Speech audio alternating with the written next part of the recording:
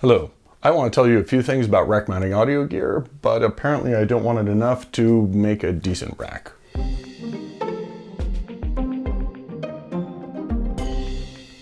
Feel free to judge me harshly in the comments below, remembering of course that this is not a woodworking channel. Yet. If you were to find this on Craigslist, you'd probably be asking, my God, how did you manage to fit everything I don't want into one rack? And in my case, that answer happens to be years of experience.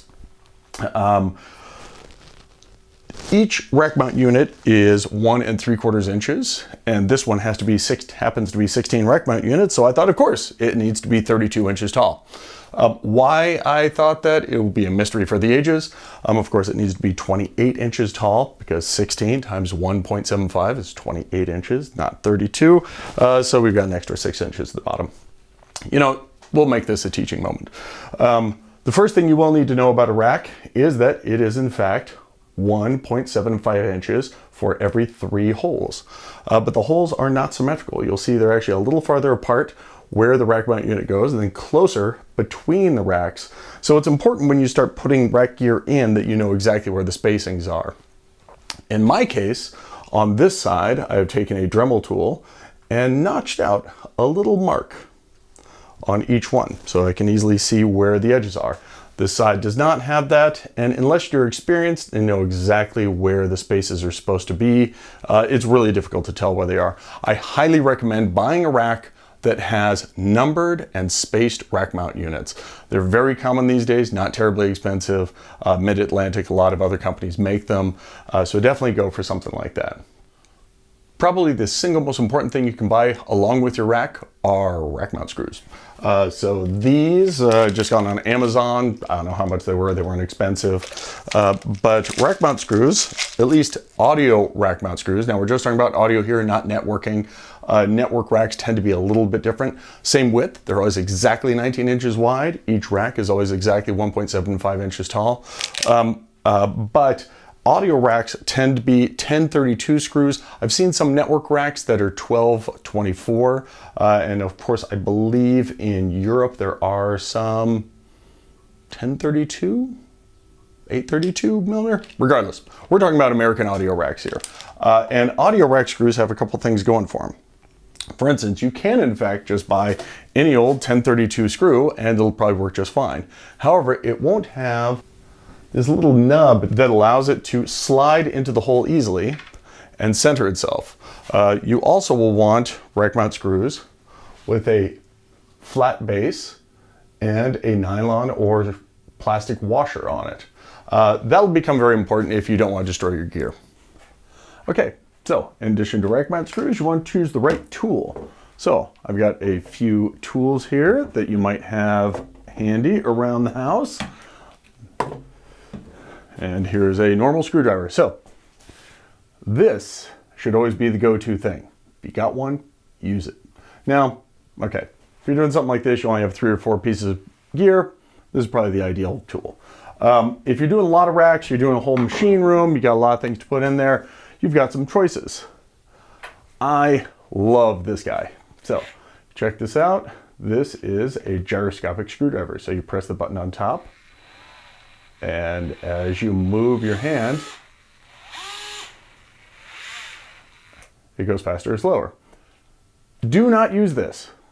Unless you know what you're doing, you got a lot of practice, it has no clutch. You can't stop the thing. It's going to destroy your screws. Same thing with this. This thing is great for 2x4s. Terrible for racks. Never use one of these on a rack. Oddly enough, this thing being the biggest one is your best bet. Set the clutch to the lowest number and the speed to the lowest number. If you've got a multi-speed one, you want it to be slow and you want to be able to stop it with your fingers. Okay? What'll end up happening is you have these screws with little nylon washers on them. As you screw them in, you're going to crush the nylon washer. You're going to bite into your gear, which is going to scratch your gear, possibly damage it if it's got a plastic face on it. Like a lot of Digi-Design gears, a lot of gear out there has plastic faces on it. You don't want to crush that. And you want to make sure that some other guy, probably yourself coming back later, can unscrew it with one of these.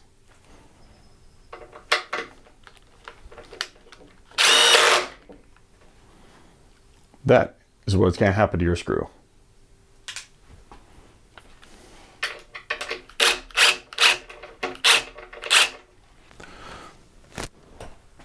And we've just stripped your new rack.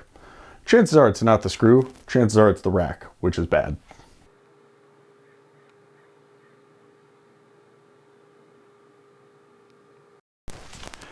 One of the things you want to make sure of when you're putting in or out rack mount screws, set the bit firmly in the screw. So when you push it in and out, you want to hear it make that little ratchet sound. And stop when you do that. So now, if we go in and we don't have it firmly in, here's what's going to happen.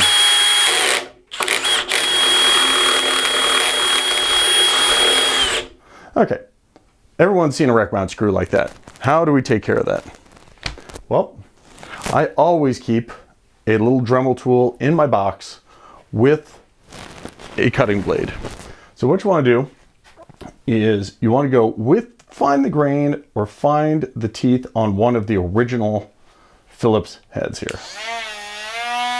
We're going to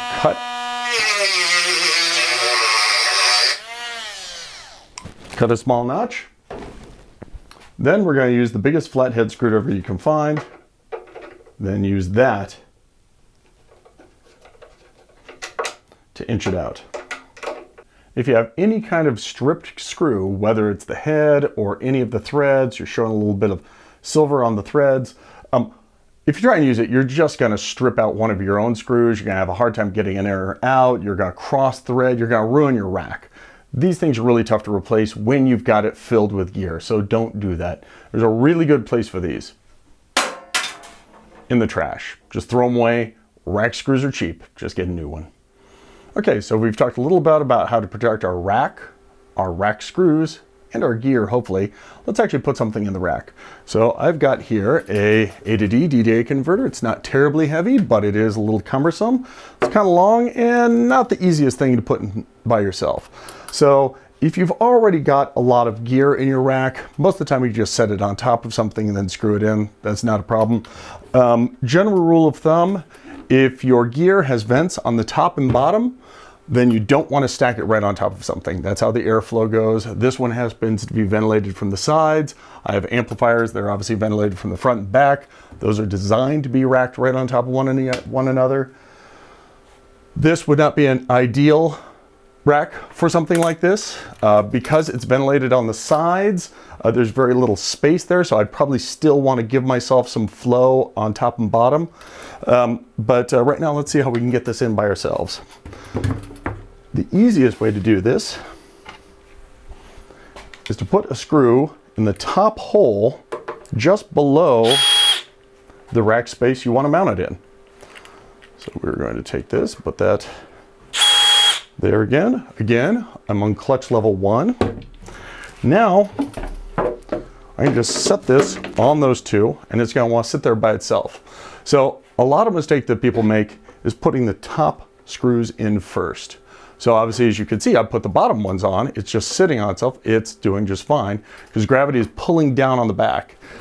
If we put the top screws in and let it fall, what's going to happen is you're going to bend your gear. You're possibly going to ruin the rack screw. You might ruin the rack. At the very least, you're going to scratch your gear, which is not ideal. So now what I'm going to do is just take a couple screws, do the bottom holes. Just have to lift this up slightly. Don't even have to put it in very tight. Do this one here as well. And there you go. It's holding itself in place. So this is actually a really handy way of doing something by yourself. Even if you're not doing it by yourself, it's just kind of a nice way to not have to have someone behind there holding it up for you. Or even if you have a lot of heavy cables in the back, this will hold it up for you as well. So this happens to be the XLR adapter for this DDA converter. You can see these are the ends right here, and it is very, very short, significantly shorter than the other piece of gear. What you never want to do is put this either on top or on the bottom and have another piece of gear immediately adjacent to it. So for instance, if I had 2 or 3 of these, I wouldn't want to have these XLR guys right next to it, because then I'm going to have a hell of a time getting my hands in there trying to maintain these. If I ever need to plug them or unplug them or do anything, it's going to be really difficult, especially if my cables are short. So a couple options: give yourself enough cable length so that you can unscrew it and pull it out and maintain it outside of the rack, or make sure you have enough space that you can actually get your hands in from behind to get to things like this. So a few extra tips: if you've got a big rack, let's say you've got a small studio with a full height rack in it, and everything is in there, you've got your amplifiers, you've got your DAW interfaces, you've got compressors, limiters, whatever you happen to have in your rack. Generally speaking, if it's on wheels, try to keep the center of gravity as low as you can. Put your amps down low. You never touch your amps. Hopefully you're never touching your amps. Once you get them set, they're done. You probably won't touch them for weeks, months, or years. The rest of the stuff that you get to, put that up at eye level so you can see where it is. Most of that stuff's going to be significantly lighter than the amps. Prevent your rack from tipping over, or just make it easier to slide in and out if it's an enclosed space. If you've got it on wheels, yeah, make sure that center of gravity is low. Even if you don't have it on wheels, make sure you secure your rack, secure them together. Obviously this thing's about as flimsy as they're gonna come. Even full-size racks aren't that stable until you get them bolted together. If you're gonna have 2 or 3 or 4 of them next to each other, make sure you secure them to each other and to the floor. And if you're in California like we are, secure it to the wall as well. Small cable, chain, something like that. It's just good safety for when that next earthquake comes. Okay, well, I hope that was helpful, and I'm gonna leave you with this. If you just dropped a couple grand on a vintage LA2A, do me a favor. Spend $12 on some decent screws. Don't destroy a work of art.